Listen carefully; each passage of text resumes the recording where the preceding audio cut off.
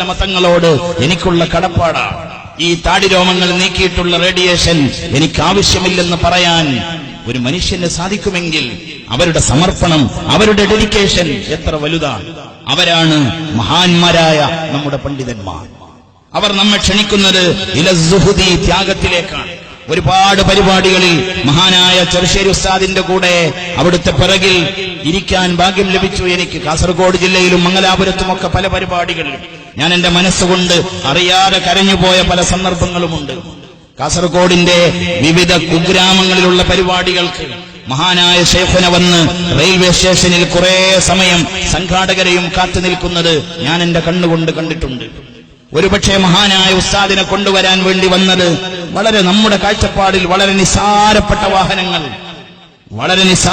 വാഹനങ്ങളിൽ മഹാനായ ശൈഖുന ഒരു പരാതിയുമില്ലാതെ, ഒരു പരിഭവവുമില്ലാതെ കയറി യാത്ര ചെയ്യുന്നത് എത്രയോ തവണ ഞാൻ കണ്ടിട്ടുണ്ട്. മറ്റുള്ള മഹാരഥന്മാരായ നമ്മുടെ മുൻഗാമികളെ ഒന്നും നേരിട്ട് വായിച്ച് മനസ്സിലാക്കാൻ നമ്മൾക്ക് സാധിച്ചില്ലെങ്കിലും ബഹുമാനപ്പെട്ട ചെറുശ്ശേരി ഉസ്താദിനെ പലപ്പോഴും വായിച്ചിട്ടുണ്ട്. ഞാൻ പലപ്പോഴും മനസ്സുകൊണ്ട് വിചാരിച്ചിട്ടുണ്ട്, ഉസ്താദ് ഇത്രത്തോളം താഴേണ്ടിയിരുന്നില്ല എന്ന് പലപ്പോഴും എനിക്ക് തോന്നിയിട്ടുണ്ട്. അവിടെയാണ് നാം മനസ്സിലാക്കേണ്ടത്, ഉഖ്റവിയായ ആലിം ക്ഷണിക്കുന്നത് അഭിലാഷങ്ങളിലേക്കല്ല, ഇലസ്സുഹുദി, ത്യാഗത്തിലേക്കാണ്. താനൊരു പണ്ഡിതനാണെന്ന് മനസ്സിലാക്കാൻ കോടിക്കണക്കിന് രൂപയുടെ വാഹനങ്ങൾ വേണ്ടി വന്നില്ലല്ലോ ചെറുശ്ശേരി ഉസ്താദിന്. അതുതന്നെയല്ലേ ഒരു ആലിമിന് അള്ളാഹു കൊടുക്കുന്ന മഹത്വം. ആരിൽ നിന്നൊക്കെയോ കടം വാങ്ങിയ വാഹനങ്ങളും ആരിൽ നിന്നൊക്കെയോ കടമെടുത്ത പുറമോടിയുമൊന്നും വേണ്ടി വന്നില്ല. ബഹുമാനപ്പെട്ട കാളിയാരകത്തെ സൈനുദ്ദീൻ മുസ്ലിയാർക്ക് താനൊരു ആലിമാണെന്ന് ലോകത്തിന് ബോധ്യപ്പെടുത്താൻ മഹാനവർകൾ വിട പറഞ്ഞു എന്ന് കേട്ടപ്പോ നാടും നഗരവും ഇളകി മറിഞ്ഞു. കരയാത്തവരാരും ഉണ്ടായിരുന്നില്ല, നനയാത്തവ കണ്ണുകളൊന്നും ബാക്കിയുണ്ടായിരുന്നില്ല. ഇന്നും ഇവിടെ സംസാരിക്കപ്പെട്ടപ്പോഴൊക്കെ എല്ലാവരുടെയും കണ്ണിലീറനണിഞ്ഞത് ആ വലിയ മനുഷ്യനോടുള്ള ഖൽബിന്റെ ഉള്ളിൽ നിന്ന് വരുന്ന വല്ലാത്ത ഒരു സ്നേഹം തന്നെയാണ്. ഈ ഒരു സ്നേഹം പോലെ മഹാനായ ചെറുശ്ശേരി ഉസ്താദിന് നിങ്ങൾ ആലോചിച്ച് നോക്കൂ. നമ്മുടെ ഓരോ നേതാക്കന്മാരെയും ഒന്ന് അനുസ്മരിച്ചു നോക്കൂ നിങ്ങൾ. ബഹുമാനപ്പെട്ട, ഞാൻ ഓർത്തു പോകുന്നു, മഹാനായ കെ.ടി. ഉസ്താദ് തന്റെ ജനാദു നമസ്കാരത്തിന് ജനലക്ഷങ്ങളെ കോഴിക്കോട്ടെ കടപ്പുറത്ത് കൊണ്ടുവന്നിട്ട് വഫാത്തായി പോയ മഹാനല്ലേ. മഹാനായ ഹുജ്ജത്തുൽ ഇസ്ലാം അബൂ ഹാമിദ് അൽ ഗസാലി തങ്ങൾ കുളിച്ച് തനിക്ക് കഫൻ ചെയ്യാനുള്ള തുണി നിവർത്തി വെച്ചിട്ട് അതിൽ കിടന്ന് വഫാത്തായി എന്ന് നമ്മൾ പുസ്തകത്തിൽ വായിച്ചു. പക്ഷേ വർത്തമാനകാലത്ത് നമ്മളും കണ്ടു നമ്മുടെ പ്രിയപ്പെട്ട നേതാവിനെ. അന്ന് പലരും പറഞ്ഞിരുന്നു ഉസ്താദിനോട് വിശ്രമിച്ചു കൊള്ളാൻ. പക്ഷേ ഉൾവിളി വന്നുകൊണ്ട് ആ വേദിയിൽ നെറ്റിയിൽ കൈകൊടുത്ത് കെ.ടി. മാനു മുസ്ലിയാർ നോക്കിയത്, ഇനി എനിക്ക് പോകാൻ സമയമായി, എന്റെ വിളിക്കുത്തരം ചെയ്തിട്ട് അറബിക്കടലിന് സമാനമായ ഒരു കടൽ തീർക്കാൻ എന്റെ പ്രിയപ്പെട്ട പ്രവർത്തകന്മാർക്ക് സാധിച്ചിട്ടുണ്ട്, ഇനി മാനുവിന് പോകാം എന്ന് മനസ്സിലായി ഇറങ്ങിപ്പോയ മഹാനല്ലേ മാനു മുസ്ലിയാർ. അന്ന് അറബിക്കടലിൽ നിന്ന് ഒളിവെടുത്ത ജനലക്ഷങ്ങളുടെ കണ്ണിൽ നിന്ന് വെള്ളമുറ്റിയപ്പോ അറബിക്കടലും വിചാരിച്ചിട്ടുണ്ടാവും, എന്റെ വെള്ളത്തിന്റെ അതേ രുചിയാണല്ലോ ഇന്നിവിടെ ജനസഹസ്രങ്ങളുടെ കണ്ണിൽ നിന്ന് മുറ്റി വീണത്. ഒരാലിമിന് കിട്ടാവുന്ന ഏറ്റവും വലിയ അംഗീകാരങ്ങളിൽ ഒന്നല്ലേ അതൊക്കെ. അവർ നടത്തിയ പ്രവർത്തനം നിശബ്ദ വിപ്ലവങ്ങളായിരുന്നു. അവർ ക്ഷണിച്ചത് ഇലസ്സുഹുദി, ത്യാഗത്തിലേക്കായിരുന്നു. പിന്നെയും പറയുന്നു, നാലാമത്തെ അടയാളം വമിനൽ കിബിരി ഇലത്തവാദു. ആരാണ്, ഏത് ആലിമിന്റെ അടുത്താണ് പോയിരിക്കേണ്ടത്? കിബിറിലേക്ക് ക്ഷണിക്കുന്നവന്റെ അടുത്തേക്കല്ല, ഇലത്തവാദു, വിനയത്തിലേക്ക് ക്ഷണിക്കുന്നവന്റെ അടുത്ത് പോയിരിക്കും. വിനയമാവണം ആലിമിന്റെ അടയാളം, വിനയമാവണം ഉഖ്റവിയായ ആലിമിന്റെ സിമ്പൽ, വിനയമാവണം. നമ്മുടെ ഉസ്താദുമാരെ ഒന്ന് പരിശോധിച്ചു നോക്കൂ നിങ്ങൾ. തല ഒരിക്കലും ഉയർത്തിപ്പിടിക്കുമായിരുന്നില്ല മഹാനായ കാളമ്പാടി മുഹമ്മദ് മുസ്ലിയാർ. അല്ലാഹു തആല അവിടുത്തെ ദറജ ഉയർത്തി കൊടുക്കട്ടെ. ബഹുമാനപ്പെട്ട ചെറുശ്ശേരി ഉസ്താദ് അവിടെ ഒരിക്കലും വലിപ്പത്തരം പറഞ്ഞില്ല. എത്ര ലാളിത്യത്തോടുകൂടെയായിരുന്നു അവിടുത്തെ ജീവിതം, അവിടുത്തെ വസ്ത്രവിധാനം. കടവത്തൂരിൽ ഒരു മരണ വീട്ടിൽ മഹാനായ ചെറുശ്ശേരി ഉസ്താദ് വന്നിരുന്നു. കഴിഞ്ഞ മഴയല്ല, അതിന്റെ തൊട്ടു മുമ്പുള്ള മഴക്കാലത്ത് നമുക്കൊക്കെ അറിയാം, എ.പി. ഇസ്മായിൽ എന്ന് പറയുന്ന ഒരു പൊതുപ്രവർത്തകന്റെ വീട്ടിൽ അദ്ദേഹത്തിന്റെ ഉമ്മ മരിച്ചന്ന് മലവെള്ളം കയറിയിട്ട്, പുഴയിലെ വെള്ളം കയറിയിട്ട് അങ്ങോട്ട് പോവാൻ സാധിക്കുന്നില്ല. മഹാനായ ചെറുശ്ശേരി ഉസ്താദ് അന്ന് പെരിങ്ങത്തൂരിൽ പ്രസംഗിക്കുന്ന ദിവസമാണ്. ഉസ്താദ് അന്ന് എ.പി. ഇസ്മായിൽ സാഹിബിന്റെ വീട്ടിലേക്ക് പോയി. വളരെ പ്രയാസപ്പെട്ട് മരത്തിന്റെ പാലമൊക്കെ ഇട്ടിട്ട് അതിന്റെ മുകളിലൊക്കെ കയറിയിട്ടാണ് ഉസ്താദ് അവിടെ എത്തിയത്. ഞാൻ അതിന്റെ തൊട്ടു പിറകെ ചെന്നപ്പോ എ.പി. ഇസ്മായിൽ എന്ന് പറയുന്ന മാന്യ സഹോദരൻ എന്നെ ആലിംഗനം ചെയ്ത് കരഞ്ഞിട്ട് എന്നോട് പറഞ്ഞത്, എന്റെ ഉമ്മ വിട പറഞ്ഞതിനേക്കാൾ എന്നെ കരയിപ്പിച്ചത് ഉസ്താദിന്റെ വരവാണ്. ഇതിനു മാത്രം ഞാൻ എന്ത് നന്മയാണ് ചെയ്തത്? കഴിഞ്ഞ ദിവസം ബഹുമാനപ്പെട്ട MP അബ്ദുൽ വഹാബ് പറഞ്ഞതുപോലെ, എന്നെ ഓർക്കപ്പെടാൻ മാത്രം ഞാൻ എന്താ ചെയ്തത്? ആരായി വന്നത്? ഇതിനു മാത്രം എന്ത് കടപ്പാടാണ്? ഇതിനു മാത്രം എന്ത് നന്മയാണ് ഞാൻ ചെയ്തത്? അങ്ങനത്തെ എന്നെ കാണാൻ ഉസ്താദ് വന്നതോർത്തിട്ട് എന്റെ ഉമ്മയുടെ വിടപറച്ചിലിനേക്കാൾ എനിക്ക് ദുഃഖം തോന്നി എന്നൊരു മാന്യ സഹോദരൻ പറഞ്ഞത് ഞാൻ ഓർക്കുകയാണ്. ആ ഒരു ലാളിത്യം, അതിലേക്കാണ് അവർ നമ്മളെ ക്ഷണിച്ചത്. അവർക്ക് ഏതെങ്കിലും രാഷ്ട്ര തലവന്മാരുടെ മുന്നിൽ പോകണമെന്ന് കൊതിയുണ്ടായില്ല. അവർക്ക് ആഡംബരത്തിന്റെ പറുദീസയിലുള്ള വാഹനങ്ങൾ വേണമെന്നും അങ്ങനെ യാത്ര ചെയ്യണമെന്നും അവർക്ക് മോഹം വന്നില്ല. അതൊന്നുമില്ലാതെ തന്നെ അള്ളാഹുവിന്റെ ഭൂമിയിലൂടെ അവർ നടന്നപ്പോ അത്ഭുതങ്ങളുണ്ടായി. അതാണല്ലോ സമസ്ത എന്ന് പറയുന്ന 90 വർഷം പഴക്കമുള്ള ഇന്നും യൗവനത്തിൽ നിലകൊള്ളുന്ന പ്രസ്ഥാനം. അവരുടെ ഇഖ്ലാസിന്റെ പ്രതീകമാണ്. അവർ അതിനുവേണ്ടി അവരുടെ ജീവിതമങ്ങ് സമർപ്പിച്ചു. അവിടെയാണ് നമ്മൾ മനസ്സിലാക്കുന്നത് അവരുടെ ജീവിതത്തിന്റെ അളവ്. അഞ്ചാമതായിട്ട് പുണ്യനബി സല്ലല്ലാഹു അലൈഹി വസല്ലമ തങ്ങൾ പറയുന്നു, വമിനൽ അദാവതി ഇലൻ നസീഹ. ഉഖ്റവിയായ ആലിമീങ്ങൾ ശത്രുതയിലേക്ക് ക്ഷണിക്കുന്നവരല്ല, അവർ നസീഹത്തിലേക്ക് ക്ഷണിക്കുന്നവരാ, ഗുണകാംക്ഷയിലേക്ക് ക്ഷണിക്കുന്നവരാ. ഇതിനേക്കാൾ വലിയൊരു ഉദാഹരണം എനിക്കുണ്ടെന്ന് തോന്നുന്നില്ല. ബഹുമാനപ്പെട്ട സമസ്ത കേരള ജംഇയ്യത്തുൽ ഉലമയുടെ ചരിത്രത്തിൽ അല്ലറ ചില്ലറ പ്രശ്നങ്ങളും പ്രയാസങ്ങളുമൊക്കെ ഇന്നലകളിൽ നമ്മൾ വായിച്ചിട്ടുണ്ട്. ആ പ്രയാസങ്ങളിൽ വളരെ വലിയ പ്രയാസമായി 989 കാലഘട്ടത്തിൽ ചില പ്രയാസങ്ങൾ ഉണ്ടായപ്പോ, ആ പ്രയാസങ്ങൾ കാരണം ചില ആളുകൾക്ക് സമസ്തയിൽ നിന്ന് മാറി നിൽക്കേണ്ടി വന്നപ്പോ, ബഹുമാനപ്പെട്ട സമസ്തയുടെ മഹാന്മാരായ പണ്ഡിതന്മാർ കാണിച്ച ഒരു നസീഹത്ത് ഒരുപക്ഷെ ലോകത്ത് തുല്യതയില്ലാത്ത നസീഹത്തായിരിക്കാം.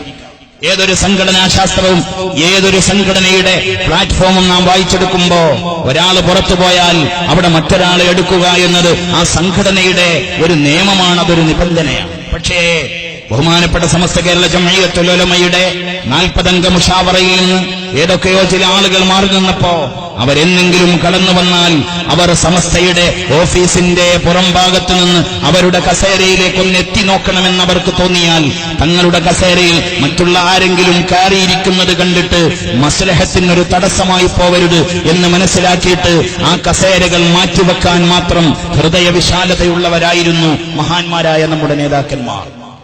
ഇതിലപ്പുറം എന്ത് നസീഹത്താണ് അവർ കാണിക്കേണ്ടത്?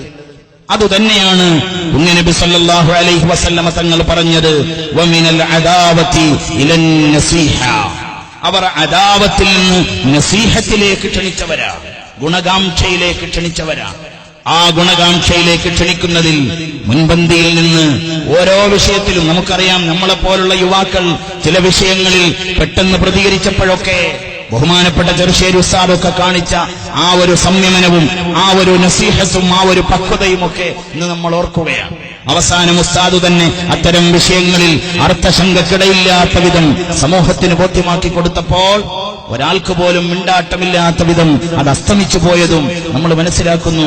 ഞാൻ ഈ മനോഹരമായ ഒരു പരിപാടിയിൽ അത്തരം വിഷയങ്ങളിലേക്ക് ഇറങ്ങാൻ ആഗ്രഹിക്കുന്നില്ല. അപ്പൊ ഈ 5 കാര്യങ്ങൾ ഉഖ്റവിയായ ആലിമിനുണ്ടാകണം. ആ ആലിമിന്റെ കൂടെയാണ് നിങ്ങൾ ഇരിക്കേണ്ടത് എന്ന് ആരംഭ നബി മുഹമ്മദുർ റസൂലുള്ളാഹി സ്വല്ലല്ലാഹു അലൈഹി വസല്ലമ തങ്ങൾ നമ്മളെ പഠിപ്പിക്കുകയാണ്. അതുകൊണ്ട് എന്റെ പ്രിയപ്പെട്ട സഹോദരന്മാരെ, എന്റെ വാക്ക് എവിടെ അവസാനിക്കുന്നുവോ അതിന്റെയൊക്കെ എത്രയോ മേലെയാണ് ബഹുമാനപ്പെട്ട ചെറുശ്ശേരി ഉസ്താദിനെ പോലുള്ള മഹാരഥന്മാർ. അവരുടെ ജീവിതത്തിലെ ഓരോ അനുഭവങ്ങളും വായിച്ച് മനസ്സിലാക്കിയവർ, ഓരോ അനുഭവങ്ങളും അനുഭവിച്ച് സന്തോഷമടഞ്ഞവർ ഈ മജ്‌ലിസിലുണ്ട്, ഈ നഗരിയിലുണ്ട്. അതുകൊണ്ട് ഞാൻ എന്റെ സംസാരം ദീർഘിപ്പിച്ചു കൊണ്ടുപോകുന്നില്ല.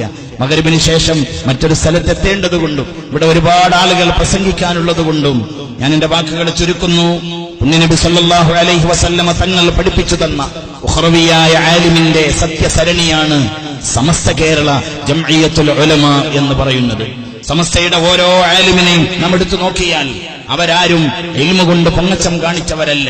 ലാ തതഅല്ലമുൽ ഇൽമ ലിതുബാഹു ബിഹിൽ ഉലമാ വലിതുഹാദു ബിഹിസ് സുഫഹാ വലിതസ്രിഫു ബിഹി വുജൂഹൻ നാസി ഇലൈക്കും. നബി സല്ലല്ലാഹു അലൈഹി വസല്ലമ തങ്ങൾ പറഞ്ഞു, നിങ്ങളുടെ ഇൽമ പണ്ഡിതന്മാർക്കിടയിൽ പൊങ്ങച്ചം കാണിക്കാൻ വേണ്ടിയുള്ളതാവാൻ പാടില്ല. അതേപോലെ നിങ്ങളുടെ ഇൽമ് വിഡ്ഢികളെ വെല്ലുവിളിക്കാൻ ആർക്കും സാധിക്കുമല്ലോ, അതിനുമാവരുത് നിങ്ങളുടെ ഇൽമ്. വലിതസ്രിഫു ബിഹി വുജൂഹൻ നാസി ഇലൈക്കും, ജനശ്രദ്ധ നിങ്ങൾക്ക് കിട്ടാൻ വേണ്ടിയുമാവരുത് നിങ്ങളുടെ ഇൽമ്. ഈ മൂന്നിന് വേണ്ടി ആരെങ്കിലും ഇൽമ് ഉപയോഗപ്പെടുത്തിയാൽ ഫമൻ ഫഅല ദാലിക ഫഹുവ ഫിന്നാർ, ഇബ്നു മാജ തങ്ങൾ ഉദ്ധരിക്കുന്ന ഹദീസാണ്. ആരെങ്കിലും ഈ മൂന്ന് കാര്യത്തിന് വേണ്ടി ഇൽമിനെ ദുരുപയോഗം ചെയ്താൽ അവൻ നരകക്കാരനായിരിക്കുമെന്ന് മുഹമ്മദുർ റസൂലുള്ളാഹി സ്വല്ലല്ലാഹു അലൈഹി വസല്ലം. അതുകൊണ്ട് ഉഖ്റവിയായ ആലിമീങ്ങളുടെ സരണിയായ ബഹുമാനപ്പെട്ട സമസ്തയുടെ കൂടെ ജീവിതാവസാനം വരെ ജീവിക്കാനും ഇൻഷാ അല്ലാഹ് നാളെയുടെ പാരത്രിക ലോകത്ത് മഹാന്മാരായ നമ്മുടെ സാദാത്തുക്കളും മഹാന്മാരായ നമ്മുടെ ഉലമാക്കളും തീർത്ത ആ ഒരു ശൃംഖലയിൽ ഒരു കണ്ണിയായി പിടിക്കാനും അല്ലാഹു തആല നമ്മൾക്ക് തൗഫീഖ് നൽകുമാറാവട്ടെ. ഈ ഒരു പ്രദേശത്ത് നല്ല ഒരു സംരംഭം തുടങ്ങാൻ ഇതിന്റെ സംഘാടകർ ലക്ഷ്യമിടുന്നു. തീർച്ചയായും എന്റെ ശബ്ദം കേൾക്കുന്ന എല്ലാവരോടും എനിക്ക് പറയാനുള്ളത്, ഈ സ്ഥാപനം യഥാർത്ഥത്തിൽ ഈ നാട്ടിൽ വരിക വഴി ഇവിടെ സൃഷ്ടിക്കപ്പെടുന്നത് ഈ നാടിന്റെ സുഹൃതമാണ്. ഇത് ഒരുപക്ഷേ മുസ്ലിമിന്റെ മാത്രം സന്തോഷമാവില്ല. ഈ സ്ഥാപനം ഇവിടെയുള്ള സർവ്വ മനുഷ്യർക്കും, മതമുള്ളവർക്കും മതമില്ലാത്തവർക്കും ഒക്കെ സുഹൃതം ചെയ്യുന്ന ഒരു സ്ഥാപനമാണ് ഇവിടെ വരാൻ പോകുന്നത്. ഈ സ്ഥാപനത്തിന് ശിലപാകുന്നത് പാണക്കാട് കൊടപ്പനക്കൽ തറവാട്ടിലെ പ്രിയപ്പെട്ട PMS പൂക്കോയ തങ്ങളുടെ പ്രിയപ്പെട്ട പുത്രൻ പാണക്കാട് സയ്യിദ് സ്വാദിഖ് അലി ശിഹാബ് തങ്ങളാണ്. എന്റെ ശബ്ദം കേൾക്കുന്ന ഇതരമത സുഹൃത്തുക്കളോടൊക്കെ എനിക്ക് പറയാനുള്ളത്, നിങ്ങൾ ഭാഗ്യം ലഭിച്ചവരാണ്.